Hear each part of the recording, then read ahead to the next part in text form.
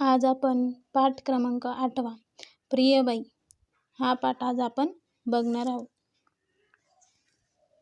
पाठाचा परिचय.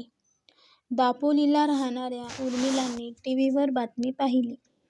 तिच्या तिसरीच्या बाईंना आदर्श शिक्षक पुरस्कार मिळाला होता. उर्मिलाने बाईंना आनंदाने अभिनंदनाचे पत्र लिहिले. त्यातून जुन्या आठवणी जाग्या केल्या. बघा, दिनांक 5/9/2020. प्रियबाई, मला टीव्हीवर आदर्श शिक्षक पुरस्कार वितरणाची बातमी दिसली. पुरस्कार म्हणजे काय की बक्षीस किंवा पारितोषिक. आणि त्यात चक्क तुम्ही दिसलात. चक्क म्हणजे काय? खरोखर. मी तर आनंदानं उडालेच. हाक मारून आई, बाबा, आजोबांना बोलवलं, पण तेवढ्यात बातमी संपली. जवळपास 1.5 वर्षांनी तुम्ही मला दिसलात. खूप मस्त वाटलं. मस्त वाटलं म्हणजे काय की छान वाटलं. तुमची, शाळेची, तिसरीतल्या मित्रमैत्रिणीची खूप आठवण आली. मी तुम्हाला मोबाईल लावू लागले तर कव्हरेज क्षेत्राच्या बाहेरची टेप वाजू लागली.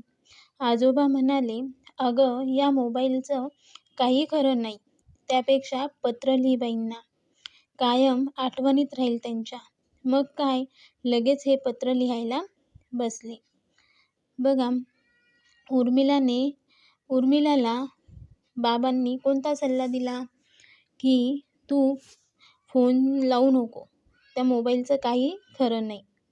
तू डायरेक्ट पत्र बाईंना लिही, म्हणजे ते कायम त्यांच्या आठवणीत राहील. मग उर्मिलाने लगेच पत्र लिहायला ती बसली. पुरस्कारांची बातमी पाहून खूप आनंद झाला. तुम्ही आम्हाला पहिल्यापासून आवडायच्या हे नक्की. तुम्ही शिकवलेल्या कविता, स्नेहसंमेलनामध्ये बसवलेलं नाटक हे सगळं आठवलं. सहलीच्या वेळी तुम्ही घेतलेले भन्नाट खेळ. भन्नाट खेळ म्हणजे काय? वेगळे खेळ. तर मी इकडच्या शाळेतल्या मुलांना सांगितले. त्यांना एकदम भारी वाटलं. मला तिसरीत होते तेव्हाची आठवण येत राहतेच. बघा, उर्मिलाला तिसरीत असताना तिला मॅडमने कोणते हे शिकवले किंवा तिला त्या सगळ्या आठवणी तिच्या जाग्या झाल्या की मॅडमांनी आपल्याला नवीन कविता, स्नेहसंमेलनामध्ये बसवलेलं नाटक की सहलीच्या वेळी त्यांनी भन्नाट घेतलेले खेळ, हे सगळं तिने तिच्या शाळेत मुलांना सांगितलं. त्या मुलांनासुद्धा खूप छान वाटलं. 5वीत आल्यापासून मी शाळेत एकटी चालत जाऊ लागले. 5वीत गेल्यापासून ती शाळेत एकटी जाऊ लागली. मला एकदम मोठी झाल्यासारखं वाटतंय. अभ्यासही भरपूर करते आणि तुम्ही म्हणायच्या त्याप्रमाणे खेळतेही भरपूर. रोज संध्याकाळी खेळण्यासाठी जवळपास 2 तास मैदानावरच असते. बघा, 5वीत गेल्यानंतर आपल्याला मोठं झाल्यासारखं वाटतं. मग आपण आईवडिलांना सांगतो की मी एकटा शाळेत जाऊ शकतो. म्हणून 5वीत आल्यापासून उर्मिला एकटीच शाळेत जाऊ लागली आणि तिला ते मोठ्या झाल्यासारखं वाटतं. अभ्यासही ती भरपूर करत होती आणि मॅडमनी सांगितल्याप्रमाणे ती खेळतही भरपूर होती. 2 तास ती मैदानावरच होती. टीव्हीवरील बातमीमध्ये तुम्ही एकदम छानच वाटत होतात. तुम्ही कशा आहात? तुमच्या घराबाहेरचा गुलमोहर आता किती मोठा झालाय. गुलमोहर म्हणजे काय की उन्हाळ्यात सेंद्रिय रंगाची फुले येणारे एक झाड. त्याला फुलं येऊ लागली का? आठवण काढली म्हणून शाळेत सगळ्यांना सांगा. स्वाती, जय आणि सलमालाही सांगा की मी या शाळेत पण फुली गोळ्यांचा खेळ सगळ्यांना शिकवलाय. फुली गोळ्यांचा खेळ म्हणजे काय? कागदावरील चौकोनात फुली व गोळा मारून खेळण्याचा एक खेळ. तो खेळ आम्ही मधल्या सुट्टीत खेळत असतो.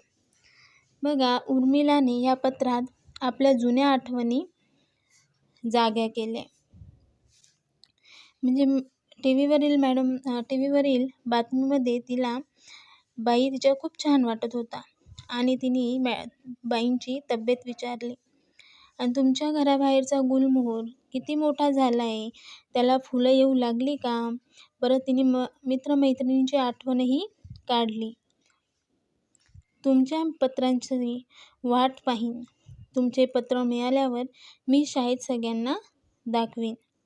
उर्मिला बाईंना सांगते की तुमच्या पत्राची मी वाट पाहीन आणि पत्र मिळाल्यावर मी आनंदाने सगळ्यांना मित्रमैत्रिणींना दाखवेल. तुमची उर्मिला. माझा पत्ता उर्मिला माने, मुक्काम पोस्ट, तालुका दापोली, जिल्हा रत्नागिरी, पिन 415712. आज आपण इथेच थांबू.